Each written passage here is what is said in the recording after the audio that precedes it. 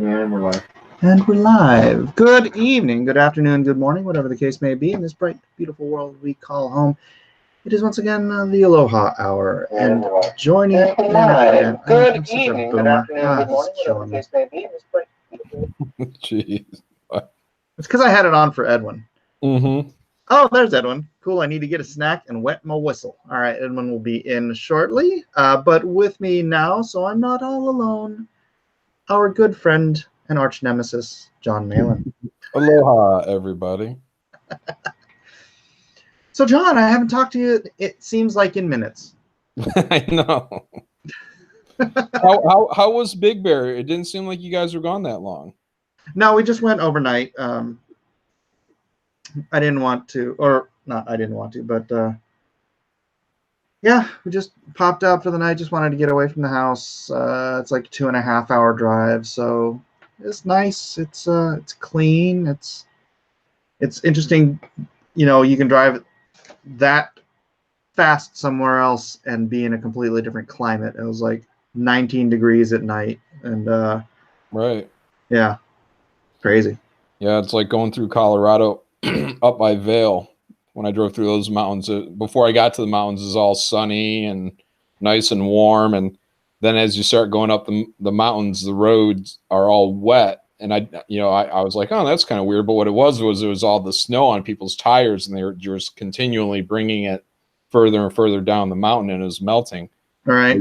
But by the time we got up to Vail, we pulled off at a rest stop somewhere up there, and my wife and I went and stood out on the snow to take a picture, and my foot just went right through the snow, and it went up to my knee. I was like, dang. Yeah, that's crazy. Yeah, I've never had to deal with a lot of snow.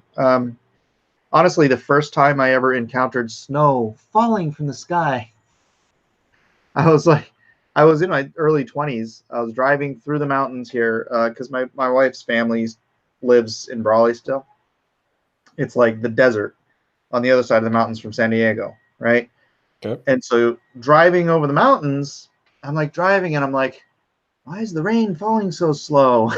And my wife's like, that's snow. And I like literally, there was it wasn't on the ground or anything. It was just like starting to snow. And I literally just pulled the car over and I was like, snow. Yeah, the Hawaii, closest, California, not a lot of snow. So yeah, the closest experience I had to anything like snow in California was ash from those fires around Fullerton. It got pretty bad. yeah. Mm-hmm. I did have I did live in Portland, and it did snow a couple or a few times when we lived up there. But after I moved, oh gosh, no, was it before I moved? No, it was after. After I moved back to San Diego, we drove back up to visit my brother, and it just happened to be the worst storm in 50 years, 50 or 100 years. Storm of the century. Storm of the century. And I'm driving up there. I mean, thank God I had my chain. Even though I was living in San Diego, I had my chain still in the car from when I lived in Portland. Mm-hmm. So I had to pull over in Salem, Oregon, which is like it's far. It's not like next door to Portland. But it was snowing at one point so bad I had to pull over in Salem, put chains on, and essentially drive 25 miles an hour all the rest of the way to Portland. We didn't see a single other person on the road the entire drive. Nice. Oh, and before we did that, we had to drive over Mount Shasta, that whole range, like on these tiny little, 1-lane highways with, 4,000 foot drop off on the right, in the dark with like crap for visibility. It was not recommended. Yeah, and why didn't you pull over? Oh, we had to get there. Jeez, not that bad. Not that bad. Yeah, there were. I mean, it was funny because going over Mount Shasta, there were still other cars, because trucks and stuff. They're like they got to get their stuff. But man, when we got to Portland, we pulled up at my brother's house. The next morning, I got out. There was inch, maybe an inch and a half layer of really ice. Thick. Yeah, covering the entire car. I mean, you had to like chip it with a freaking hammer to break it off. It was crazy. But it was cool because I'd never dealt with that kind of stuff. So yeah, I deal with snow all the time. But yeah, you're like rookie. Yeah. So yeah, we just had a dusting, like not like hardly anything. It was here and it was gone. But I was surprised because I was out driving with my wife a little bit tonight, and when we were going through town, some industrious children have managed to make an entire snowman out of just the light stuff that we had on the ground. So they must have really been working at it. Mm-hmm. Yeah, I remember full snowman. Full snowman. Full snowman. Yep. We would take buckets, like the time it snowed in front of our house, and gather up the snow into the buckets and pat them down, and then build igloos. That was fun. Yeah, we just get it all plowed into one big hill, and then we dig into the hill. Yeah. Yeah, we didn't have that much. So yeah. Oh well, the few snow stories that I have, I'm sure you've got millions. Yeah. Yep. It's not so much of a thing here. So, I mean, we can get hammered. Like this year, I'm wondering if we're gonna get like really hammered because it seems a little early for getting dustings right now. But you never know. I mean, it could be 40 degrees. January. It's hard to tell with Michigan. Last year was kind of bad, but luckily I don't have to drive out in this stuff anymore. But because you work at home. Yeah. But my wife does all that, so yeah. GK V 1.0. As a Canadian, this is funny. Yeah, I had a friend who's a Canadian who told me like how he would like open his door and it would just be white, like top to and he'd have to shovel out all of that to get far enough away from the house to let his dog go to the bathroom outside. Yeah, that's how it is in northern Michigan too. So I'm sure if you get out like Minnesota and all that, they got the exact same stuff. But yeah, you can get real bad snow. Just a couple hours north of me is where it really starts to hit. It's a lot of lake effect. Yeah. So all that whatever air coming off of the Lake Michigan, once that it dumps it in northern Michigan. So. Yeah, that doesn't sound like fun. I was up there this weekend and I was thinking, I don't mind the cold so much as I mind the heat. So I probably wouldn't mind because I keep thinking this state is insane and we just freaking elected Gavin Newsom. So I'm thinking about you thinking about getting out of Cali? It's always in the back of my head because this state is insane. Yeah. I was really, really hoping that we could have voted to break it up, but the Supreme Court of California, a bunch of leftists, decided that the peoples didn't have the right to decide if we wanted to break up California. So they ruled that ballot initiative unconstitutional. So stupid. Like the first, I don't know if you know that we've been trying to do this for a while. Like the time it happened to every election cycle they talk about it. Yeah, well, we've been trying, and the last time we got enough signatures, and then at the last minute they said, "Oh well, some of your signatures aren't real, so we're taking it off the ballot." And then this time, or we're not letting it get on the ballot. And then this time they got 3 times as many signatures as they needed, and then the Supreme Court's like, "Oh well, that's unconstitutional." It's like, how is a vote by the people unconstitutional? Yeah, it seems odd. So where would you go? I don't know. That's the thing. I don't want to deal with the heat. I love Texas. I love the people in Texas, Mm-hmm. and but damn, it's hot, and I don't. I'd rather deal with the cold than deal with the hot.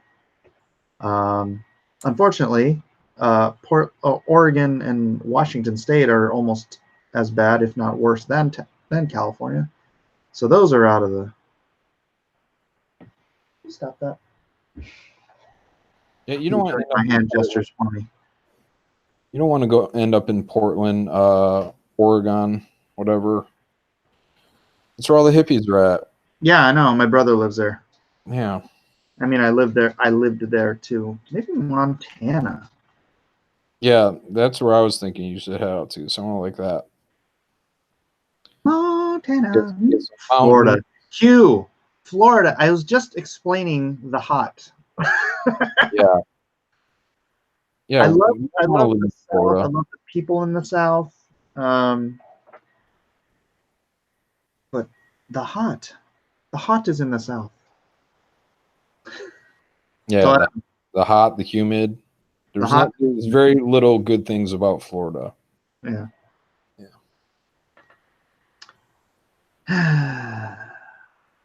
Yeah, I don't know. This has been a frustration of mine for a while.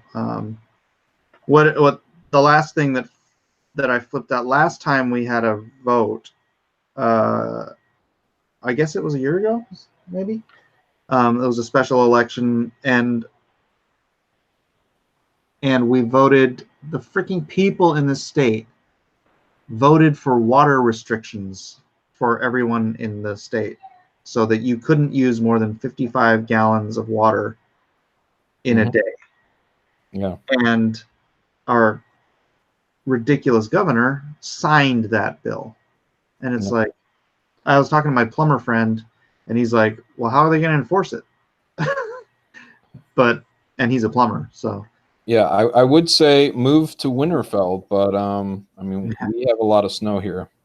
I don't know what to do, John. I don't know what to do. I mean, you get some heat. I mean, we got like 80, 90s, but it's rarely like 9900 degrees in Michigan. Yeah. But the winters can. I mean, they can take a real beating on people. That's why everyone goes to Florida for the winter. Yeah. I don't know. Everyone who lives in their particular states keeps promoting their own states. Columbus, Ohio is colder weather city with a good economy. Florida. No, Ohio's trash. You don't want to move to Ohio. It's trash. John says Ohio is trash, Hugh. I don't know what to. Yeah. I don't know what to believe. I've already had this conversation with Gat from Rose War Campaign. Yeah. Because he's from Ohio and he seconded it. He's like, yeah, because the problem with Ohio is, and people from Ohio they'll agree. I mean, Gat agreed, is you can have like a beautiful house, and you know you're going to pay jack crap for the property and build your dream home, and right next to your dream home, someone is going to put up a trailer, and it's going to be a beat up trailer, and it's going to have a truck, and it's going to be on blocks. So Bob says, I live in Cleveland. It kind of sucks. Yeah. Like the roads are nice out there. You know, they got some nice winding roads and country like roads that are fun to ride on. You know, a lot of people die on them. But yeah, once you're out in the country, even though the land is very nice, but because of their lack of building codes, at least in the areas I've been to in Southern Ohio and all that, yeah, it's terrible. I just feel so bad for the people that do have these beautiful houses, and then right next to them is just trash, and it's all over like town. It's all over the place. So it's not like you got to just be one specific spot in Southern Ohio. It's everywhere. As you drive, you're like, ooh, gross. Ooh, gross. Ooh, gross. Andrew Anderson says, but we could be neighbors. Super chat. Andrew, Texas is hot. I know. I'm sitting here wearing a San Antonio shirt. I do love the people. The people in Texas are some of the best, man. I mean, I rolled up. I'm from obviously, I'm from California. I rolled up in my moving van, pulled up in front of the apartment I just rented, and the neighbors came out and asked if I needed help. That was nice. And I'm like, you have to pay your friends in California to help you move. It's like these people are just like, howdy, neighbor, you need some help there? Oh. Yeah. That really struck me as amazing. Yeah, there was a weird attitude in California. Just like when I moved out there, I lived next to a house of just young people, and they all just, there were no manners, no anything. I remember one time they're like, "Do you know what the capital of California is?" I'm like, I think it's Sacramento. And they're like, "Oh, it's okay. We don't know either." Like, okay. It used to be San Jose, and now it's Sacramento. Yeah. Hello, Edwin. Edwin. What's the good word, gentlemen? I just saw like Andrew Anderson was super chatting you. Did you catch that one? Yeah, he wants me to move to Texas. But then you'd have to mess with Texas. Yeah, well, I don't know how much more I can take the insanity that is this state. Even though it's the best weather in the Western Hemisphere. This particular plot of land I live on. Wait, does Ohio count as Western Hemisphere? Does what? Does Hawaii count as Western Hemisphere? Yeah, but Hawaii is like 82 and humid all the time. Oh, a lot of humidity there, Edwin? Just kind of depends what time of year it is. Like my new place, man, just got a nice breeze flowing through here, and it's wonderful. This is a cooler time of year than November. Hawaii's kind of like eternal May. Yeah, see, that sounds great. Yeah, I mean, I'm sure you get used to humidity there. I would, just because I love Hawaii.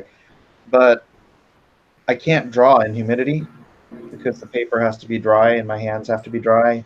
And so, get a dehumidifier in your office, Mike, in 2018. And you heard it here first. Mike Miller going in dry. Edwin. Yeah, I do love Hawaii, and it's just so separated from everything, It is. It's like an island in the middle of the ocean. It's true. Yeah. So it's especially if I'm doing IndieGoGos. Can you imagine having to mail stuff out from Hawaii every, like shipping thousands of things? It'd get a little cost prohibitive. I don't know. Yeah, you're going to have to go to somewhere like Missouri. I mean, that's you're still going to get some heat, but you'll get a bit of the cool of a winter. I think they get just a touch of snow. My wife was born in Missouri. Oh yeah, there you go. Let her go reconnect with her kinfolk. Yeah, she grew up in a little town called Cairo. Yeah, they mentioned it in The Fugitive. Tommy Lee Jones. My family, Cairo, Illinois. my family mainly lives in a town called Union, Missouri. Yeah? Yeah, it's about 40 minutes south of, maybe southeast or southwest, I think, of St. Louis. We own that town, the Malin folk. Is that by Jefferson City? Not sure. Well, here you go. It's by Washington, I know that. It's Washington, but they pronounce everything with an R. Washington. That's right. I All got. right. You ready? You ready, Mike? Let's do it.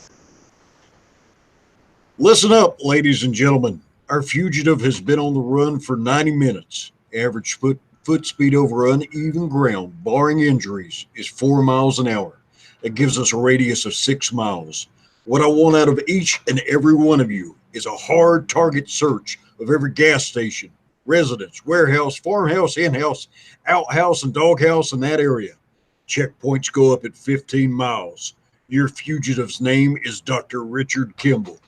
Go get him. You didn't mention Caro. Wash your hands. Yeah, Union is about 45 minutes from Jefferson City. It's almost the halfway point between St. Louis and Jefferson City. Jefferson City is where my wife's long lost brother was adopted out to. Yeah, it's an interesting story. Yeah, I think you told me some of this before. Oh, no. Was it her family or your family? There was a long lost brother. Her family. Yeah, I guess it wouldn't be both, right? What are the odds of that? I don't know. I may. How did I you may wind up find in one Michigan? somewhere. How did you wind up in Michigan, Mel? Michigan. Oh, Malin. Oh,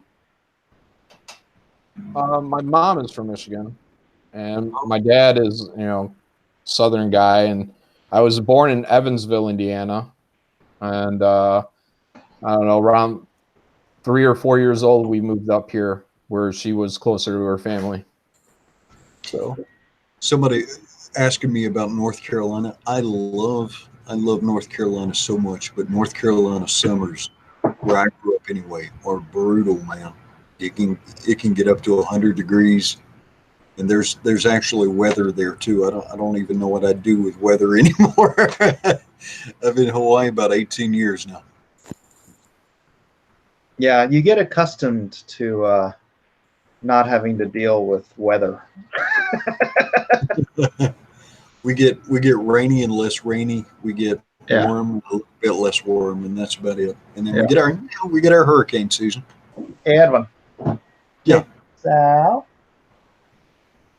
You like it? Hang on a second. Let me go to the kind. Here, can you see it? If I keep talking so you can see it, blah, blah, blah, blah, blah, blah, blah. Oh, yeah. Looking good. Yeah, so I'm launching tomorrow. Wow. So yeah, it is really cool how you made those boats look like shark teeth. Yeah. Oh, yeah, that is. It looks like you're kind of looking in from the belly of a shark, looking out. The belly of the beast. Is that something? Yeah. So, yep. Tomorrow is the big day. Okay, you can take it off of me now. Oh, you already did. Good boy. Tomorrow's the big day. Yeah, that's going to be the exclusive IndieGoGo cover. Your son just gave you a look of contempt. I'll see it in a second here. Oh, no. Yeah. Busted. Everyone's got their eyes on you, boy. Yeah, so launching that tomorrow, the whole thing. I'm probably gonna. I don't know if I'll start it tonight, but got to build up that IndieGoGo. If you have any suggestions for tiers and whatnot, not tiers, but IndieGoGo tiers. But, let me know. Have you already started formatting the IndieGoGo? No, I haven't. That's what I'm saying. I'm gonna do it tomorrow morning. So what do you have to offer? You've got how many pages is the book? Oh my gosh, that one's like base page count is 144. Plus we've got 7 additional covers I can put in there, and then I can add stuff as we go if it gets crazy. All right, and the pages are. Do you have the lettered pages? Lettered? No, I have all the original pages though, and I am definitely going to make those available. So you have the digital files, or? I have the original pages. Oh, you mean the Yeah. actual? No, Yeah. they're all ready for print. It's already ready already. It's already been printed? No, just the files are ready. Oh, it's ready for printing. Ready Yeah. for printing. Got it. Okay. So All right. yes. Can you with the licensing can you distribute a digital version? I believe so. Yeah, you should have a digital tier. Oh yeah, I was thinking of making a digital tier for those who wanted to pay the extra for the digital tier, have all of the inked pages as well. So it'd be like a 300-page digital book for those who wanted to get that. But I'm not going to do I'm not going to print black and white pages. So What are you going to price it at? with the digital or the whole thing? Digital. I don't know yet. How many pages? How many pages is a digital? Just the story itself. The story itself. 144. 144. 144. You could probably go somewhere between $12 and $15. Would be. Yeah, well, I'd want it comparable. The thing, yeah, What are you planning on putting the book itself at? 30. 30? Yeah. Yeah. So thinking about doing 30, and then there's 3 of them. So I was thinking about doing buy 2 get 1 free. So you could get all 3 of them for $60 and mitigate the shipping on getting 3 books. There's 3. Or wait, are you adding something else with the Meg? I'm doing the Meg, I'm doing 6 Gun Samurai, and I'm doing Deal with the Devil. Oh, okay. And I checked and uploaded all of the files to make sure that I had them. So yep, everything is good, ready to format and go to print. I just need numbers. All right, so it's 120 pages for the Meg, right? No, 144 For the Meg. minimum. Yeah. Okay. How many pages is 6 Gun Samurai? 6 Gun, I think, is also 144. Okay. 6 Gun's pretty good. We read some of that. We should wonder if because I bought that on Comixology.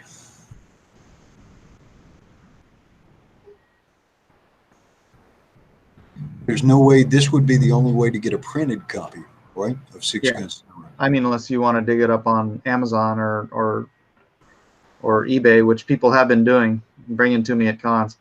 This is great, man. This is like, I went to San Antonio and people were bringing me like my old comics they'd bought off of, not Injustice, but like 6 Gun Samurai, Imaginaries. It's like Deal with the Devil. It was great. I loved it. Hang on, I am. No, not 3 books for 30. 3 books for 40. 3 books for 40. So they'd be $30 each. They'd buy 2 get 1 free would be, yeah. Oh, no, 60. 3 books for 60. All right. Well, let's do this rationally. Would there be other tiers where like somebody could just get 6 Gun Samurai or just get? Okay. Yeah, you can buy each individually, but if you're gonna buy 2, you're gonna get the 3rd one for free anyway. So. And are they all $30 tiers? For the $30 book would be the base tier, yeah. So then I do like all tiers, books, sketch tiers, original art tiers, blah blah blah blah blah blah. Well, I'm saying all books, like all 3 books, they're all $30 a piece. Yeah. Okay. Yeah. All right. So I've got IndieCron loaded up, and there's a cool thing on IndieCron, right? Mm-hmm. Oh. All right. Cyberfrog. The average purchaser spent $62. Mm-hmm. Jawbreakers, the average was 38. Red Rooster 56 on the high end. Duck to Naples 57. Now going down. Iron Sights 35 was the average. Graveyard Shift $51 was the average tier. All right, Lone Star Heart of the Hero 47 was your average. Yeah, I win again. I had lower price. No, dude, I win. I had lower price points than you did, and I got more customers than you did. I win again. Right, and then scrolling on down. Let's see, interesting things. Brand $30 average. Ravage $27 average, so lower price point. Black and White hopping back up, $53 average. So his average buy-in is higher than yours, but he has maybe half of your Content. Not Yeah. even half, dude. Yeah. This is what, gonna be 48 pages, something like that. Interesting. Asgard came in at 52 average. He came in pretty high. You can kind of just look at the various, but 47. Yeah. And then once you drop down, nobody's above a certain point. Yeah. Yeah, and those are all, single book things. So a $30 buy-in point doesn't seem bad All at right. all. So you got the Meg with 144 pages. You've got the Meg with 144 pages. You've got Six Gun Samurai with 144. What Yep. else have you got? Deal with the Devil. Deal with the Devil. Well, that's kind of heresy is this, Miller? Mhm. Oh, dude, click that. This podium. Wait, so if we order the Deal with the Devil, do we have to pay you in pieces of silver, or how does that work? Oh, that'd be nice.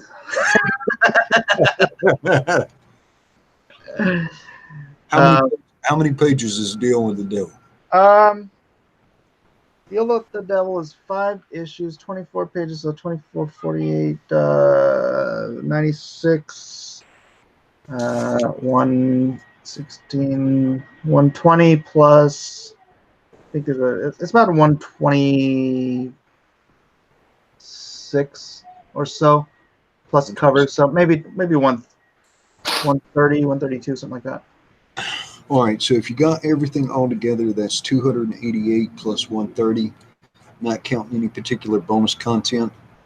Let's see, that's 411 pages, maybe more when it gets done. 24, 10. You could probably go 20 or 25 on a digital tier for all three. Mike, on Deal with the Devil, you should have a page where people can sign their soul to Lucifer.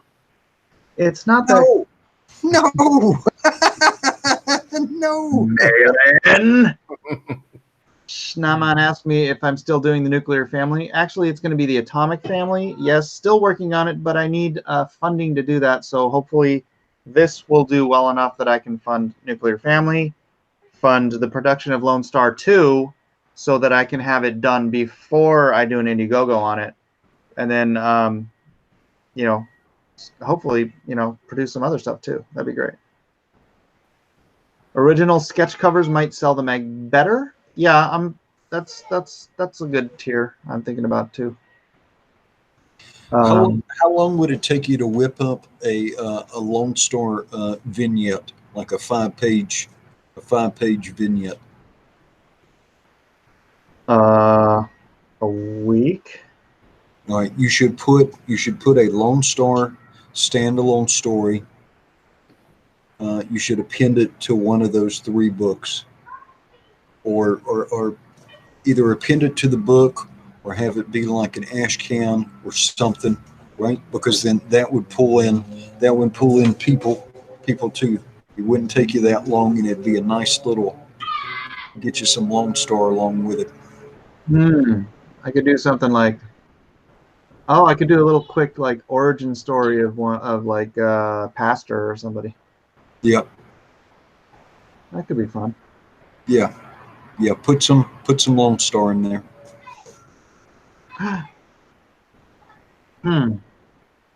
All right, so I've got 6 gun.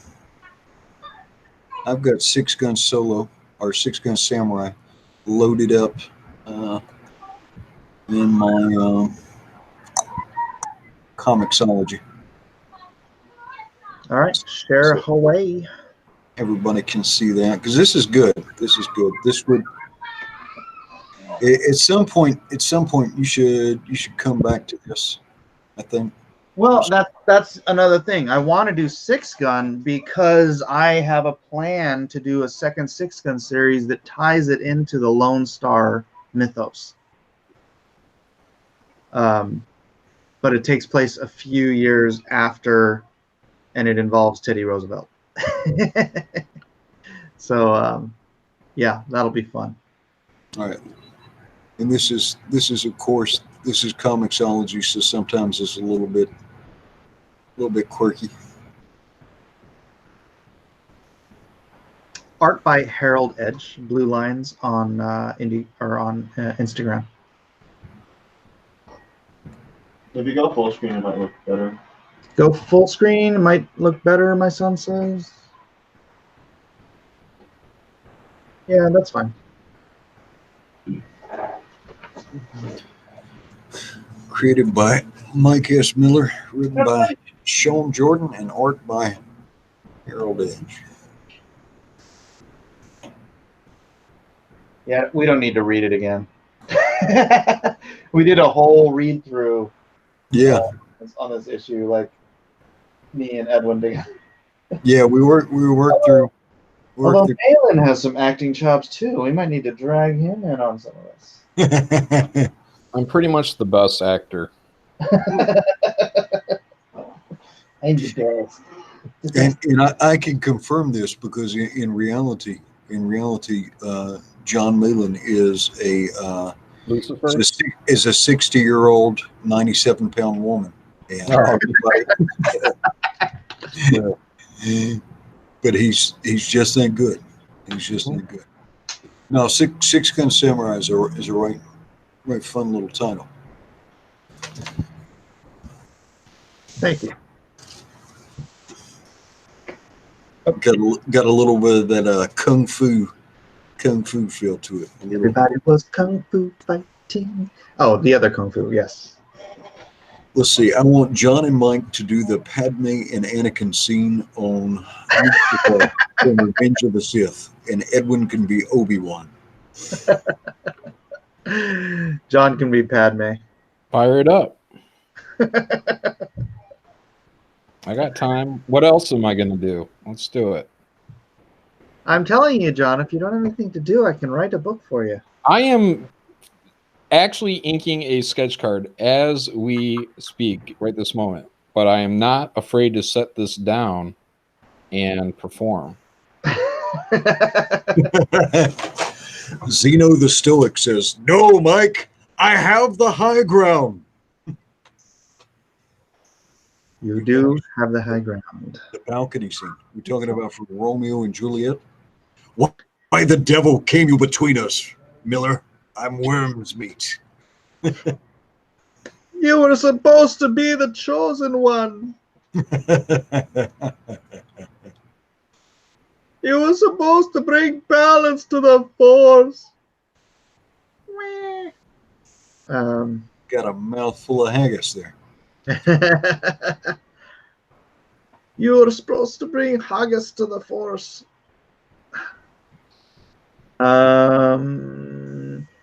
Testosterone asks, are you willing to discuss the cost of licensing the film to adapt into a comic? I'm curious how that works, as other companies seem to live and breathe off of adaptations. This is not adapted from the film. This is adapted from the novel. Through some miraculous negotiating or something, Steve Alton managed to maintain all of his ancillary rights when he optioned the Meg to Warner Brothers, which I have no idea how that happened, because usually the studio wants everything. They want all rights. And he maintained all his ancillary rights and then brought him over to my friends at the Bell Brothers and basically offered it to him. So, interesting. Very unique situation. And hopefully one that will be a blessing in my family. So. Oh, Miller. Drainage, Eli, you boy. Drained dry. I'm so sorry. Here, if you have a milkshake, then I have a milkshake, and I have a straw. There it is. That's a straw. You see? Watch it. Now my straw reaches across the room and starts to drink your milkshake. I drink your milkshake. I drink Miller, it. drink it up. Yeah. I drink it up.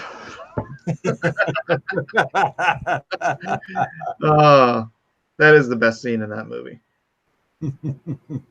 Sierra Whiskey says, I'm still working on China. Interesting things are shaping up. Excellent. Yes, Sierra Whiskey is planning on helping me market this IndieGoGo into China. Hopefully, do an adaptation into Chinese. It's going to be printed in China. So I want to find a distribution company out there, or a fulfillment company out there that can just avoid all the international crap to that market and just go bam, print, distribute, money. Nice. Hopefully. They won't be getting the signed copies though.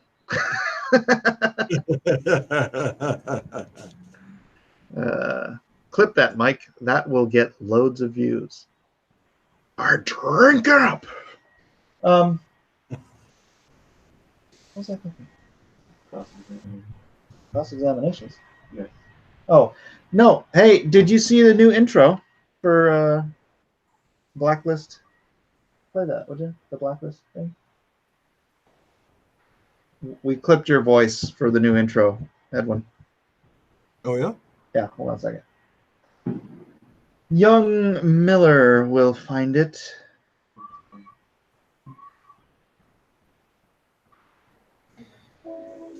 Oh, you gotta.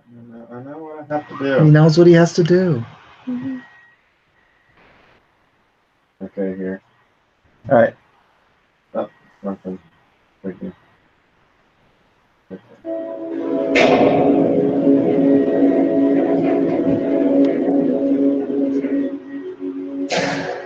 Blacklist universe.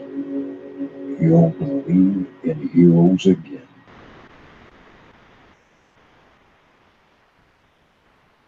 Pretty sick, huh? Nice. Nice. Elijah's learning new tools. Did you get him the creative suite from Adobe? Yeah. I was like, Yeah. oh, good. I did. Yeah, there's a lot you can do with it, but there's a learning curve to a lot of it. Yeah, he's taking his time learning. Elijah, do I need to re-record that, or is that fine over your headphones? Wait, what? Say again. Edwin, what'd you say? I asked Elijah if I need to re-record that or if it's okay as is. I don't know. You could send me like your recording of it. See if it sounds better. Yeah, Mike, just DM me whatever you want recorded, and I'll do it tomorrow after work.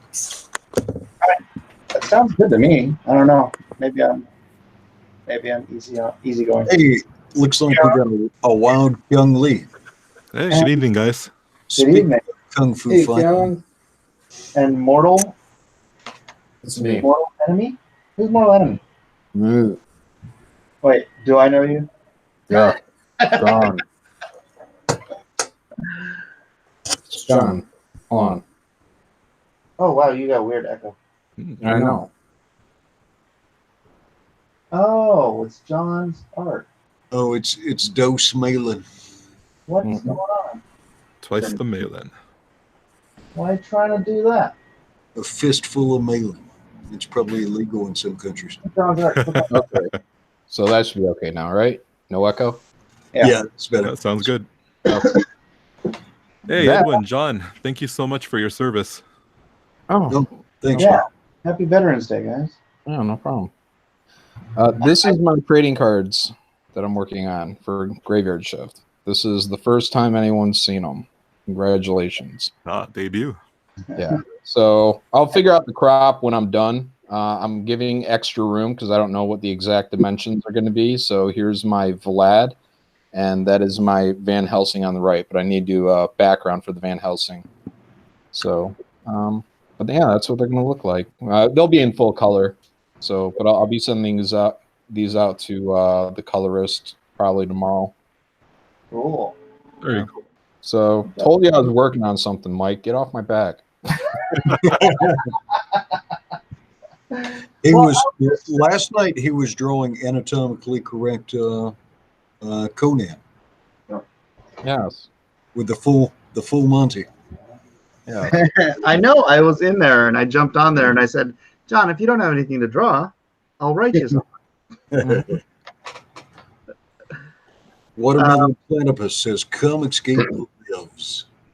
That day may come one day, Mike. Just right now for about the next year. I roughly have my plans together for what I want to do. But after that, I'm not against at some point just sitting down and drawing someone else's project and eventually taking an emotional break, I guess, from the promotion and all that stuff. But right now I want to strike while the iron's hot. Hey, Professor Geek's in the chat. He made a video the other day and he said, Comicsgate, I'm still Comicsgate and so are you. So he's in the Comicsgate is Alive camp. It's a great watch. I highly recommend it.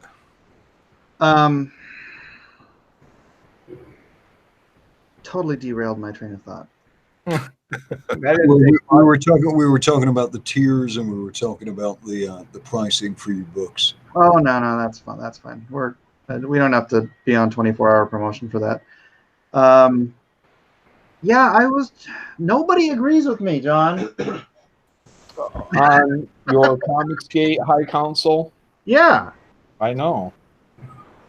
I don't either. I'm all alone. I know your heart is in the right place, Mike. It's just to execute it. I just see a lot of problems coming down from that.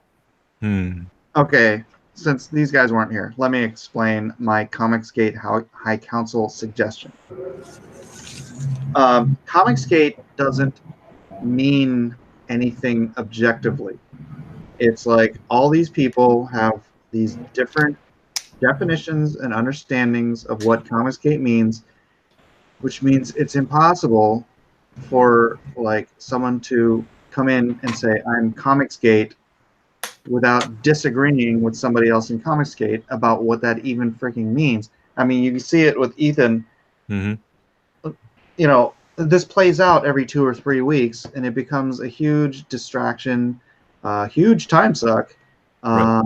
It may make for great, YouTube videos, but it's really just grinding me down to a stump. And so I was thinking, you know what we could do? And it wouldn't be that hard. Create a nomination process where everybody can nominate someone they would want to speak for them, whether it's a talking head, Yellow Flash, or Tug, or Edwin, or John Malin, or whatever. And then we put all of those names on a poll and then spread it out to the entire community. If you get more than 5% of the vote, then, or whatever, whatever percent, then you've got enough people behind you to be a representative in a high council. The high council gets together. This is step 2. The high council gets together and just nails down what the freaking hell Comicsgate means objectively. 3, 4, 5 sentences, right? Comicsgate is this, Comicsgate is this, Comicsgate is this. When they all agree on it, they vote on it, whatever, we put that, whatever you want to call it, constitution up on, again, on the vote to all the people, and have everyone vote it just straight up or down. And if we have a straight up vote, then we have a definition that if you agree with this constitution, you're Comicsgate. If you disagree with it, you're not. Nobody's a gatekeeper. because we've got an objective, agreed to, community-built, designed definition of this thing that everyone argues about every 2 to 3 weeks. It would be nice if we could, get a solid, agreed upon definition. However, I know for a fact that there are going to be a lot of people who won't accept that, and they'll consider it, a definition being shoved down their throats. And if our own government has issues running an election process, I don't see this going very well. Yeah, I don't know. Well, then we're going to be in this forever cycle of arguing about this every 2 to 3 weeks. And if that's the case, I'm out. I can't deal with it. Yeah, and the problem is, like, I was, until all of the drama that happened recently, I was actually extremely ignorant to everything that came prior to Ethan's involvement in Comicsgate. Like all of the YouTube critics, I barely knew any of them. And when I further researched into it, it's like they were fighting the good fight, I suppose, before any of this started happening. So I guess I could see kind of where maybe the invasion angle kind of comes into play, where all of these professionals and creators came in and kind of took the ball. But like, I agree that if we wanted to have Comicsgate, and if we wanted it to mean something that could be applied universally and cannot be misunderstood and mislabeled as, for instance, a hate group, that would be really great. Unfortunately, I don't think it's really hard to do that with something like a movement.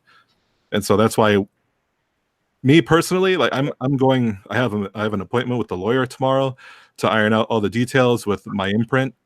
What Ethan's doing with All Caps, his own business that he's taking control and personal responsibility for, that's, to me, that's the best way to go about from a creator standpoint. But I can see what you're trying to do with the community, as a whole, the whole Comicsgate movement. Because I've met you guys, I've met so many wonderful fans. I've had nothing but positivity coming out of Comicsgate. And so when I started hearing about all this negativity, I'm like, what are they talking about? Where's it coming from? And then I started digging deeper. I'm like, oh, yeah. I see. And it's just redundancies and freaking just the same freaking argument over and over, just with new players.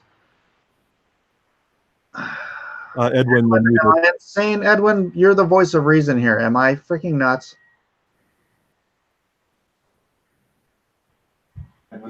Edwin's muted. Who muted Edwin? Edwin, you're muted. How about now? There you go. Yeah, sorry, I put it on mute when the ambulance was going by. I figured everybody didn't need to get a blast of that. Yeah. Zeno the Stoic seems to think I'm nuts. So there's probably something in between that is entirely workable. But yeah, I understand what you're saying. There's a lot of conflict that seems to be personal conflict. There's a lot of just positional conflict. Let me share something with you. This is from over 200 years ago. This is, check it out, man. The unity of government, which constitutes you one people, is also now dear to you. It is justly so, for it is a main pillar in the edifice of your real independence. The support of your tranquility at home, your peace abroad, of your safety, of your prosperity, with that very liberty which you so highly prize. But as it is easy to foresee that from different causes and from different quarters, much pains will be taken, many artifices employed to weaken in your minds the conviction of this truth, as this is the point in your political fortress against which the batteries of internal and external enemies will be most constantly and actively directed.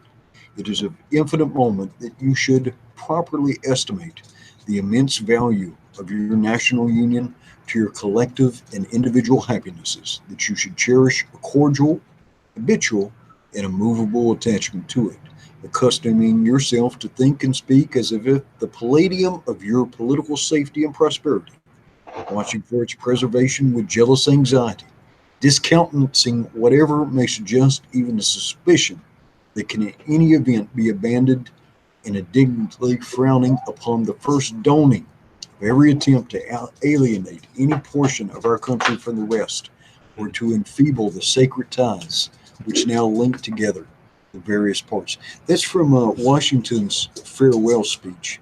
In that speech, he's arguing against political parties and stuff. This has plagued almost any movement of any size, from small to great. And so the answers to these are answers that movements, companies, nations, groups, clubs all struggle with. Mm-hmm. Ego always gets in the way, contrasting beliefs. But just, I mean, step back a minute. You had 13 states that freaking hated each other, right? These guys were constantly bickering and battling and freaking killing each other and crap prior to the revolution, and even during the revolution, they had the hardest time keeping different states units like in peaceful accord with one another, just because of the bitter rivalries between the individual states. But they got together and they formed a more perfect union by sitting down in a Congress and agreeing to a list of things they all freaking agree on to define their movement, which became the United States of America. It's not, well, I was going to say it's not that hard. It's not impossible. I mean, we can have all these disagreeing, embittered people in Comicsgate, but we can find a way for everyone to have a voice to come to an agreement. And then the stuff that we don't agree on, it's unnecessary. All right. Well, all right. So let me tell you something. Gail Simone, Magdalene Visaggio, and a lot of the anti-Comicsgaters perceived Ethan's withdrawal from Comicsgate and Richard's withdrawal from Twitter and so forth as a sign that Comicsgate was dead. And by that, when they look at it, they view essentially Comicsgate as Richard and Ethan as these particular leaders, right? And there's something to that, because whenever we get hammered when these particular people talk about stuff, they don't talk about Doug Ernst, they don't talk about Edwin Boyett, they don't talk about that umbrella guy that much. They usually name something that Richard said from the Dark Roast, or something he said in one of his videos, like a Kwanzaa voice. Mm-hmm. They talk about comments that you've made in the past or the present. They talk about things Ethan has said, or they talk about Yellow Flash hacking up a comics book. If you look at all the articles, all the anti-Comicsgate articles, this is primarily what they go after. Now, there's some of the anti-Comicsgaters that are just trolling, looking around for somebody who's making a disordered post, right? Yeah. So if you're going to have a leader, if you're going to have a creator leader, you would almost need to have somebody like, and he wouldn't do it, but you'd almost need to have somebody like Breitweiser, who's been very, very careful in his speech and his mannerisms. Well, I mean, what I'm suggesting isn't a leadership. What I'm suggesting is that the people picked the representatives. I mean, I don't want to just be redundant here, but the people pick the representatives to represent what faction of Comicsgate-ism they believe in, so that those people can get together and just nail it down on a piece of paper. You'd have to call it something else, because the people the people who didn't want to be a part of that or want to retain whatever it is now would argue with you so vigorously it would be miserable. So it would have to have a similar name. Maybe it could even incorporate Comicsgate in it, but it would need to have something to set it apart just to that's journeying a little bit too close to collectivism. It's categorizing up the movement. That could lead to something very bad. But I hear you. I get tired. I get tired of like, well, what about this? Or what about what this person said? And what about this? And in a way, because there's nothing that clearly defines it and says who or who is not Comicsgate, you can have these weirdos try and make the argument that, well, you're in bed with Vox Day, you support white nationalism, you're fascist, you're this, you're this. Well, what about this person who said something? Professor Deek says a steering committee. Yeah, it'd be interesting. It'd be interesting to put the audience on it, and see what they think. It probably should be a statement of principles, right? And it should be. Yeah, I mean, just like, Comicsgate rejects identity politics in all of its forms, left and right. Right. Comicsgate rejects the targeted harassment or whatever of customers, or however you want to phrase it, right? Just like three. Honestly, it really should only boil down to 3 or 4 things that we can all sit down and agree upon. And I don't know why it seems like an impossible task. It's like trying to wrangle cats.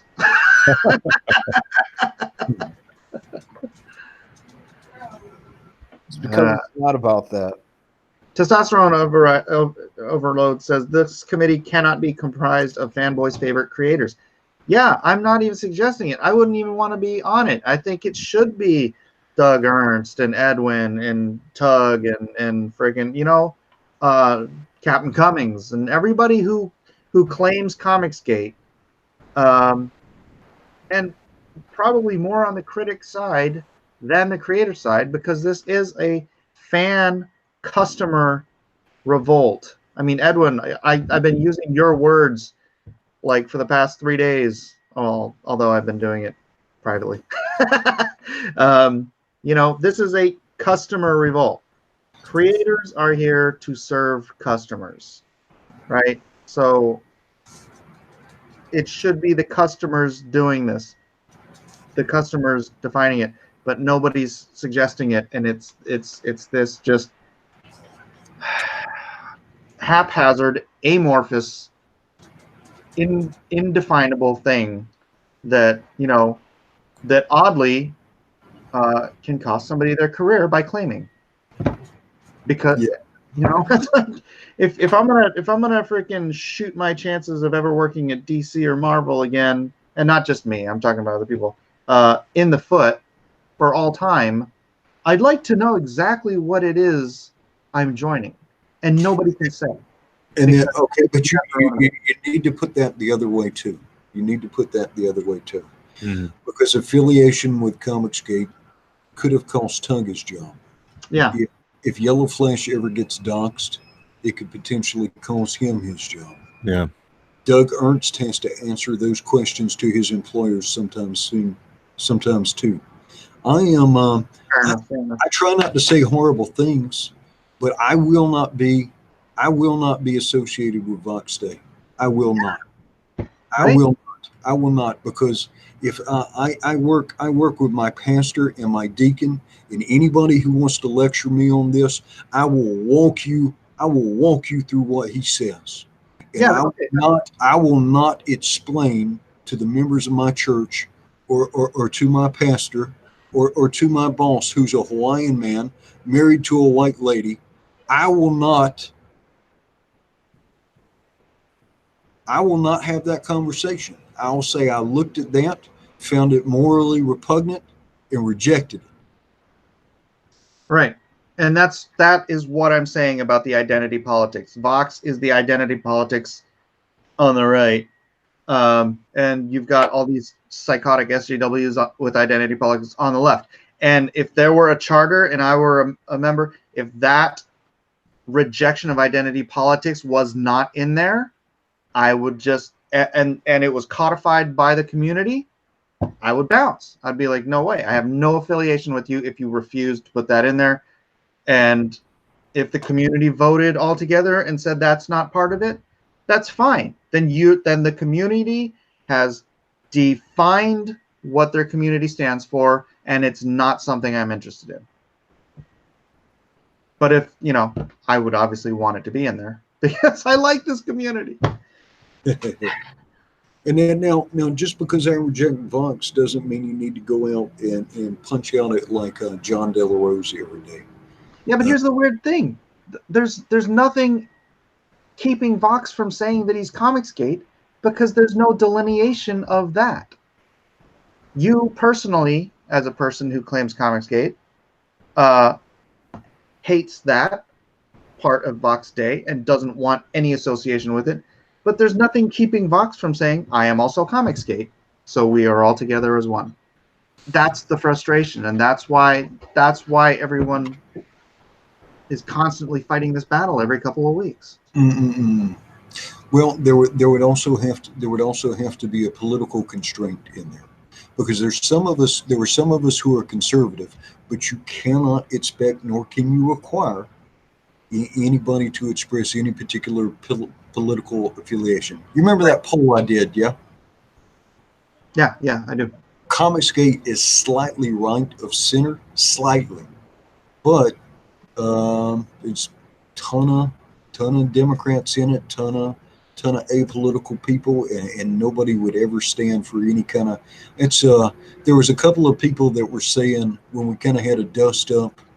There was a couple of pros that were saying if it's not a right-wing movement, then it's for nothing. I'm like, no, well, then you need to go find something else, because when all the consumers launched Comicsgate, they weren't talking about it being a political movement. So you probably need to find something else. All right, in the philosophical sense, Comicsgate is a political movement, right? Because it's a rejection of certain types of political things, right? Political coercion and so forth. In the broadest philosophical sense, yes, Comicsgate is a political movement, but it is not particularly a political movement that is aligned with any of our existent political parties. Yeah. And once again, Edwin, you and I agree probably on about 99.3% of everything. But your opinion and my opinion are subjective opinions. What I'm just saying is there has to be an objective truth to some of it. Okay. The definition of Comicsgate. And that can't come, because it is a community, that cannot come but by the distinction and the choice of the community writ large. It can't be my opinion, your opinion. Hopefully everybody agrees. Let me sleep on it some. Maybe we should write something up, pass it around, and see what the fans think. Well, some of them think I'm crazy. Well, it's easier to view something when there's something to view, and people, a statement of principles. Yeah. And I think in the larger, people are saying let it go, but I think in the larger context, if you want Comicsgate to be able to stand up, because they're always going to throw crap at us, right? But if you made this a thing where you end up with like you're not going to get the entire community, but say you get 10,000 members of Comicsgate voting that this is what defines Comicsgate, and we're rejecting the alt-rights and we're rejecting the SJW. We're making it clear that the community at large wants just these things. And this, whenever somebody argues or whatever, you politicize it, like, look, dude, the entire community voted. we all agree on this. We don't want all the stuff you're accusing us of because it's crap, right? I think it otherwise it's just everybody, in their little bitty fights, like here in their own corners of Twitter, and none of it means anything because there's no definition. Well, unfortunately, you're always going to get that, I don't know. It might be overthinking it a bit. Personally, from a consumer standpoint, I stopped buying Marvel DC Image a long time ago. And a lot of it had to do with, all of the stuff that they were pumping into the comics. It had no interest for me. And once the art started taking a dive, especially in Marvel, it was very easy for me to walk away from it. But then once the indie comic scene started picking up, it's like, oh, here's an alternative. I had manga, but now that I see the independent scene picking up, it's like, what are these guys up to? And they're labeling themselves as Comicsgate. They say what they represent. It's like, okay, that's cool. But for the most part, it just seems like just putting in a little too much effort trying to. I mean, I truly do understand what you're trying to do with trying to come up with a more comprehensive, a more universally accepted definition for Comicsgate. But on the other side, people are going to take it whatever way they decide that they want to use it, regardless. And just from a creator standpoint, personally, I'm going to focus on my book, offer an alternative for anybody who wants to check it out, and that's about the most that I can do personally from my point of view. Yeah, I understand that too, and I'd rather be focusing my time working on my comic books, not right. But you're also trying to be responsible. You have a family you have to provide for. You need a more stable platform. I understand that completely. Elizbar says, you're trying to shackle a movement of free thinkers to a manifesto that's going to lead to more drama, the one thing no one needs, but some people want. But yeah, you know what? I really don't know the full details on what Ethan is planning with all caps. But if he is thinking of like an umbrella type of business model where other imprints can publish through all caps, and that's really it. I don't know if because he's talking about distribution, and it's sounding like more like a publisher than an imprint, because my imprint, Murakumo Comics, it's me, but I create the comics and I outsource it to a publisher, or rather, self-publishing. So I send it out to a printer and I distribute it myself. So if all caps is going to act more like an all-encompassing publishing and distribution hub, then that could be something that could provide the individual and independent imprints an option to, I don't know, kind of branch out and advertise as a more cohesive unit. Yeah, I'm interested in seeing what he has to say. I'm not going to. Ethan has my loyalty, but as far as my business, I'll see what exactly he has to say. Yeah, because we saw it happen with the image model, and right now it's not doing too well. No, I think the image model is a failure. Yeah. And someone's like, "Well, don't they make money?" I'm like, "Yeah, they make money, do. And they make a whole lot of creators broke." Yeah. They'll just pick up anything they think they can freaking squeeze a dime out of, and it's I don't think that's not putting the creators first. That's looking at the creators as dollar signs. It's giving them a chance, but you have to really hit a home run in order to make any money. Yeah, and people will think that, oh gosh, I got into Image, so obviously I'm gonna have a successful comic book now. It's like, no. No. I did the numbers. I think about a third of the Image titles lose money. About a third sort of are in a break-even range, and about a third are moneymakers. And there's only I think, trying to remember, I did this whole breakdown on my channel a couple months ago. I think 2 or 3 are making like good money, Mhm.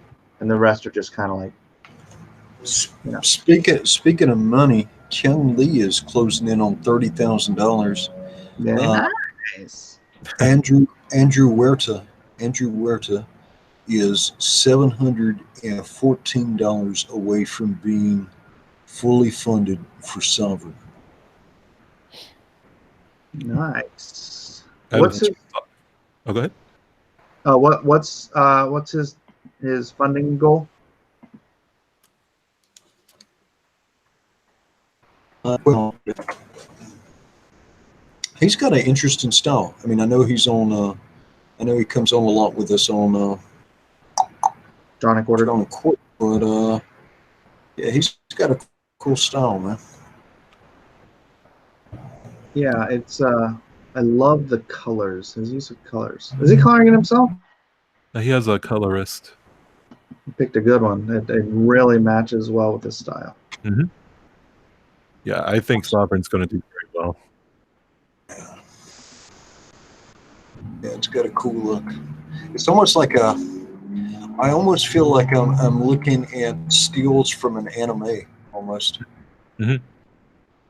Well, I told him, right from the moment I saw it, there's a game in an anime called Voltage Fighter Kelgeiser, and it was not a very well known property, but those of us who did like it, we really, we were big fans of it. And sure enough, he likes Voltage Fighter, and a lot of there's an action director from Japan named Masami Obari, and Masami Obari did a lot of anime back in the 90s, and yeah, he had just a very, very impactful and action-oriented style. It was really great. So he captures the soul and essence of all of that perfectly in this, from what we see so far in the comics. Yeah, it is. It's wonderfully cinematic.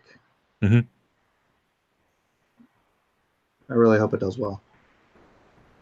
Yeah, he looks like he should be drawing 4. He looks like he should be drawing 4 in anime though. It's gorgeous. How many pages is his? 48 page. 48 page one shot, part 1 of 3. Also, it's going to be. Yeah. And good luck to you, Andrew. Very talented. This looks like a lot of fun. Nice. Yeah, then is. I know I say this all the time, but the coolest thing about Comicsgate is all this stuff that's going to get made now is amazing.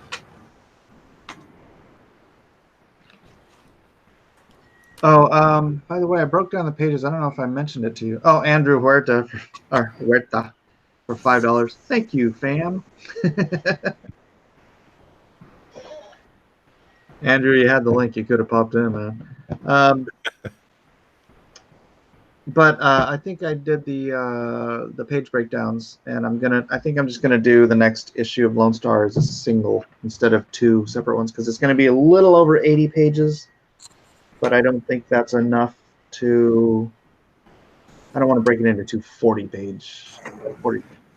I mean, I could, but I really just want to tell the whole story.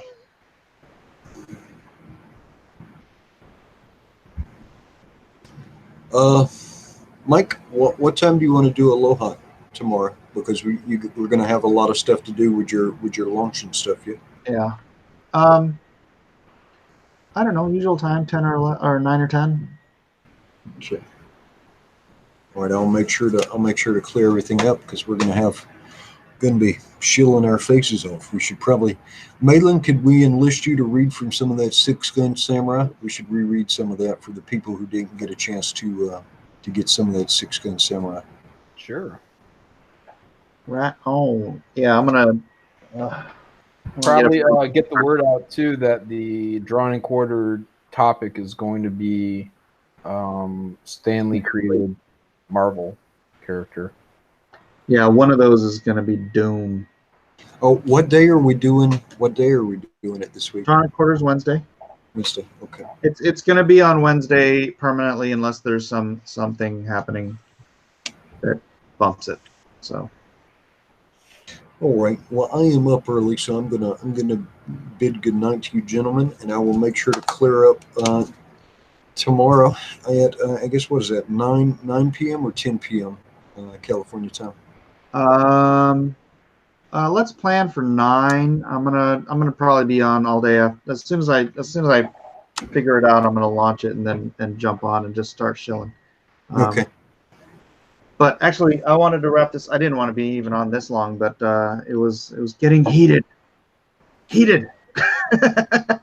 So Not for me, man. I was over here chilling. what? Oh my. John, why don't you shout your info out? I know everybody knows you anyways, but it always helps. Yeah, you can find me on Twitter at John Malin. My YouTube channel is also under John Malin. And if you're going to support a book, I'm going to recommend one last time Johnny Phantasm, and I will find a new title to recommend from here on out. So check it out. Give it a shot. IndieGoGo. Meet Scarface. Go. Yeah, my book is in demand. It's still available at battlemaidenknucklebomb.com, and you can find all the links at kyunglee.com.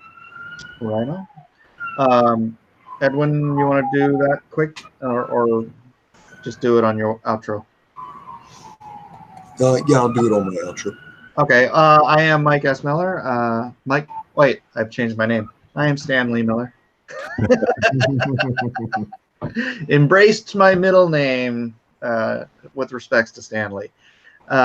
This is my channel, Blacklist Universe. Please do like and subscribe on your way out the door. Share it if you would. My IndieGoGo, which I'm going to wrap up real soon here, LoneStarComic.com, Lone Star Heart of the Hero on IndieGoGo. Please do support it if you have a chance. Edwin? Yeah. Seen a lot of people. A lot of people have felt very contentious. They feel like they're arguing with people. They feel like people are saying things that are making them angry. And everybody is filled with righteous anger, right? Convinced that their cause is just and ready to pursue their own ends, right? Regardless of the cost to the people around them, the enjoyment of the community, and so forth. And a lot of the things we fight about today, you won't remember the reasons, you won't remember the names a year from now. 5 years from now, it'll all seem like a distant memory. So where possible, always seek peace. Always seek peace with the people around you, right? If you want a better community, if you want something that fills you with joy and with entertainment and gives you people to connect with, rather than always leaping out to defend your friends, leap out to help your friends make peace, encourage them, right? Forestall the problems and natural divisions that come up, and focus on the things you have together, and focus on the things that you can improve or make better for the people around you, rather than always focusing on the negative things. The only person who can choose better for yourself is you. You're under no obligation. You're under no obligation to respond to anybody's challenge, to anybody's derogatory terms, right? And you must be the master of your own reactions, your own emotions, and how you react and perceive to the statements around you. Not every single thing that comes up bad is worth getting upset about, right? Don't let minor things diminish your joy. But you must choose this for yourself. Anyway, we value you all so much. I don't know if we expressed this enough. Without you, none of this is possible. Without your energy, excitement, your time, and attention, it matters so very much, and we certainly value you all and want you to have the very best experience with us that you can. Until we meet again, be the very best version of yourself that you can be. Treat the people around you with kindness, respect, most of all, compassion and forgiveness. Aloha. Good night.